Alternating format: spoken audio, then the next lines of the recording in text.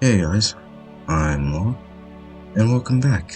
This is What If Tatsumi Was Archer's Reincarnation, Part 6, aka the finale. We last left off at where Tatsumi and Esdeath were fighting, and this is a continuation of that. Hope you enjoy. As Tatsumi was about to start his chant, he then started to recollect all his memories of his time as Shiro Emir, and his time as the Counter Guardian Emir. And thought he had little memories of him actually being happy and enjoying his life. Those memories were soon as replaced with memories of his time in the village and his time with Night Raid. He would internally smile to himself. Sayo, Ieyasu, grandfather, everyone at the village, Kame, Leone, Locke, Love, Chelsea, Susana, Najida, Mine, and Shell. Thank you all for being a part of my life, Tatsumi said to eternally, and Tatsumi then began to say his chant. I am bone of my soul, steel is my body, and fire is my blood. I have created over 1,000 blades, unaware of death, nor aware of life. It stood pain to create weapons, waiting for one's arrival. I have no regrets. This is the only way. My whole life is unlimited blade works. Both Tatsumi and Esdeath would be engulfed by a bright white light, and they would both find themselves in a wasteland with hundreds of different swords, spears, and shields being placed onto the ground, with a bright blue sky and a giant gear rotating at the end of a giant wheel. This is quite interesting. I'm assuming this is also part of your abilities. But tell me, Tatsumi, what good will it do to bring me to a place filled with hundreds of weapons? As it said, while about to send 70 ice shards towards Tatsumi. Then 70 swords came off the ground and launched themselves at high speed, destroying the ice shards Esdeath had. Esdeath was left a little surprised by that attack, to which Tatsumi then responded that this is his most powerful ability, unlimited blade works. Pocket dimension where he copied so many weapons he's seen over his life. Not only can he copy them, but he can also improve them and use them as projectiles. Esdeath was a little on edge by this, but remained composed and still proceeded to continue fighting. The majority of the fight would be then consisting of shooting projectiles at each other, blocking or dodging each other's attacks. Tatsumi would have the advantage, as the swords were faster than her ice shard. Plus, when the ice shards and swords would make contact, the swords would break the ice and still head towards Esdeath, forcing her to dodge by a hair, leaving some cuts on her body. Although Tatsumi was pushing Esdeath back, he still had to be smart on how he attacked her. He did release a decent amount of mana in the capital before his fight with Esdeath, as he could feel his body starting to feel tired. Yeah, my body still hasn't been able to adapt to the release of my own mana, Tatsumi thought to himself. Oh well, at least I'm able to push Esdeath back, and it seems I'll be able to finish this fight quicker than I thought. Esdeath was getting frustrated by being on the defensive, so in order to get an attack, she created a giant ice tower in order to get the high ground, and then summoned a giant ice ball. Almost instantly, way bigger than the one she used to crush the giant danger beast when they were on the island together, and sent the giant ice ball towards Tatsumi. The ball was coming in fast, so Tatsumi sent hundreds and hundreds of explosive swords at high speeds towards the ball, and gradually started to break it, leaving nothing but smaller chunks of ice, smoke, and steam. As Tatsumi was about to send more swords towards Esdeath, Tatsumi's mind's eye sensed that he was about to receive a lethal blow to his left, and he was correct.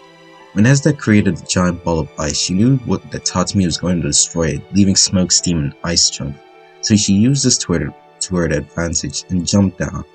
When she was halfway down in the steam and smoke, she activated her trump card, which lets her freeze time for 5 seconds. And as she got to the ground, she charged towards Tatsumi at full speed, ready to slice him in half. From the left, but was prepared and put more mana in his reinforcement magic. And when time started to move again, Esdeath's sword was only a few inches away from Tatsumi's shoulder. But Tatsumi was able to react and move fast enough to block the swing with both Concho and Baka and kick Esdeath back a couple of feet away. Esdeath was annoyed by this, but in that look of annoyance, it also seemed that she was having fun, as she's never met such a challenging opponent. Both of them were half exhausted, but Esdeath suffered more minor damages, and Tatsumi felt a little bit of strain as he put so much mana in his reinforcement budget. They looked at each other and smirked. Both of them knew the next strike would end the battle, and the person last standing would be declared the winner. Both charged towards each other at full speed, and both of them prepared their attacks. As soon as they were close enough to each other, Esdeath used her sword to try and slice Tatsumi's head off at full speed, but Tatsumi used Bakuya to block it, even though it did break Bakuya, and used Contra to stab Esdeath in the stomach, as she then collapsed to the ground. Guess it's my loss, Tatsumi. Really would have been nice if we met in different circumstances, Esdeath said while coughing up some blood. Yeah. Don't worry, you won't die, Tatsumi said. Esdeath was a little confused by this, but soon noticed that Tatsumi placed his hand on her stomach, and she started to glow green, as the stab wound on her stomach started to close, and the rest of her injuries were also starting to heal up. Esdeath was surprised, but then that surprise soon turned into laughter. My, you really are full of surprises, Tatsumi, Esdeath said. Considering it's my win, would this mean you're no longer a part of the capital? Esdeath stayed silent for a while, and soon agreed, as she would have been dead if Tatsumi didn't heal her. Tatsumi then helped Esdeath up to her feet. But before he could disperse his unlimited blade works, he looked around it one more time at the wasteland, filled with so many weapons that looked less lifeless than he remembered, almost as if this place was fully free of despair, and it was completely gone. Both Tatsumi and Esdeath left the reality marble, and Tatsumi sat down on a rock near the rubble to rest after releasing so much mana out of his body. Around 30 minutes of Tatsumi sitting down and talking to Esdeath, he got up from his seat, and both of them made their way to look for the other members of Night Raid. In the meantime, both Bulak and Leone would eventually find the minister, as he was trying to escape from one of the palace's underground tunnels. They first started beating him to a bloody pulp, until he couldn't stand or talk. Then Leone proceeded to rip his limbs off one by one, and eventually slice his head off with her claws, as the minister was now dead. Around 10 minutes later, Tatsumi would meet up with the other members of Night Raid, for them to see Esdeath following him behind.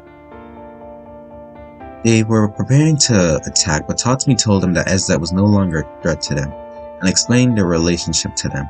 It took a lot of convincing for them to see Esdeath in a new light, especially from Mine and Shell, with Mine constantly yelling at Tatsumi. But thanks with the help of Wave and Run, Night Raid was able to accept Esdeath, with Mine and Shell more or less being able to quote-unquote share Tatsumi with each other. Bulak and Leone then arrived, and Night Raid explained the situation to them. Once the child emperor was taken by the revolutionary army a week later, the people of the capital were to vote for a new emperor of the country, one that could lead the country to greatness. And also in the base of Night Raid, the members were still trying to get used to Esdeath, but it would need more time for them to see her as a friend. Now that there were no longer problems that he needed to deal with, Tatsumi thought it would be time to go fully exploring around the world. Before he could prepare, he sent a large sum of money to his village, to which he was able to get from doing Night Raid duties, and also by selling some valuable items from the palace. He also asked all the members of Night Raid if they would want to start to come with him to travel around the world. The only members that agreed were Mine, Shell, Akame, Wave, Leone, Chelsea, and Esdeath. The rest couldn't come because Run, Bulak, Susano, and Najida were helping running the capital, and Lubbock was still running his bookstore, but may end up joining whenever Tatsumi decides to visit the capital again. Lubbock was also able to make time to find Najida and load and confess to her. Najida was a little taken aback by this, I kind of had mixed emotions about it as well. She was about to respectfully decline, but Lubbock interrupted her by saying, "Let me just take you to dinner, and if you don't like, we'll just leave it at that." Najida then looked at Lubbock and saw the determination and sincerity in his eyes, and she agreed to have dinner with him a day after he confessed, and let's just say that the dinner went better than expected. 2 weeks after the Emperor was taken in, Tatsumi and the members of Night Raid decided to go exploring around the world with him, getting prepared and packing some of their belongings, mostly the essentials. They left the base and were to meet at the docks, where they would take his ship to go to their first destination. The ship arrived at 10 minutes after waiting. The ship big and comfortable enough that they can travel on it for days. They all got on the ship and put their luggage in the quarters, and once the ship was about to leave, Tatsumi looked at the country one last time. He obviously wasn't going away for good, but he wasn't returning anytime soon. All Tatsumi could do was smile, while he was still looking at the land as the ship was getting further and further away from the dock. "You okay, Tatsumi?" Wave said to Tatsumi from behind. "Yeah. Just wonder what kind of adventures we'll all have going together," Tatsumi said. He looked back at Akame, Shell, Mine, Wave, Leone, and Esdeath, who were also on the dock, and just smiled. "I am truly blessed," Tatsumi said to himself, and walked to join the rest. And that is it. That is the finale for What If Tatsumi was Archer's reincarnation. I hope you really enjoyed this. Thank you all for watching the video. I'm actually glad you made it this far. I really think Archer was a good choice for What If Tatsumi. Because I have to be honest, Archer is one of the coolest characters in Fate Stay Out. And also one of my favorite characters. He's my second favorite character after Rin. Rin is my first. Well, she's Rin. But anyways, I plan on making some other future what ifs. Maybe I'll make a what if Tetsu was quirkless but in Shiketsu High. Actually, yeah, maybe I would make that if I have time, that is. Anyways, thank you all for watching it and making it this far. I hope you all enjoyed. And yeah, I'll see you.